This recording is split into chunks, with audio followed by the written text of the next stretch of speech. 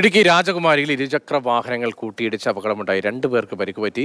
Kuruvila city സ്വദേശി ബിനുമോൻ, മുരിക്കുംതൊട്ടി സ്വദേശി അരുൺ എന്നിവർക്കാണ് പരിക്കേറ്റത്. നിതിൻ തോമസ് ഉണ്ട്. നിതിൻ, ഇവരുടെ പരിക്ക് എങ്ങനെയുണ്ട്? എപ്പോഴായിരുന്നു അപകടം? ഇന്ന് വൈകുന്നേരം 3 മണിയോടുകൂടിയായിരുന്നു ഇത്തരത്തിലൊരു അപകടം ഉണ്ടായത്.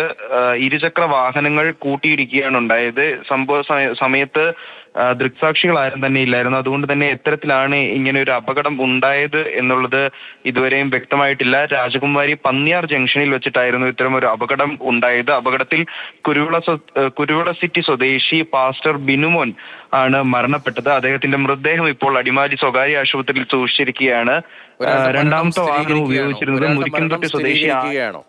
പരിക്ക് ഗുരുതരമാണ് എന്നാണ് നമുക്ക് അറിയാൻ സാധിച്ചത്. ഇനി വിശദമായ അന്വേഷണം, CCTV കേന്ദ്രീകരിച്ചുള്ള അന്വേഷണമൊക്കെ നടത്തിയെങ്കിൽ മാത്രമേ എത്തരത്തിലാണ് ഇങ്ങനെ ഒരു അപകടം ഉണ്ടായത് അല്ലെങ്കിൽ അപകടത്തിന്റെ കാരണം എന്താണ് എന്നുള്ളത് അറിയാൻ സാധിക്കുകയുള്ളൂ.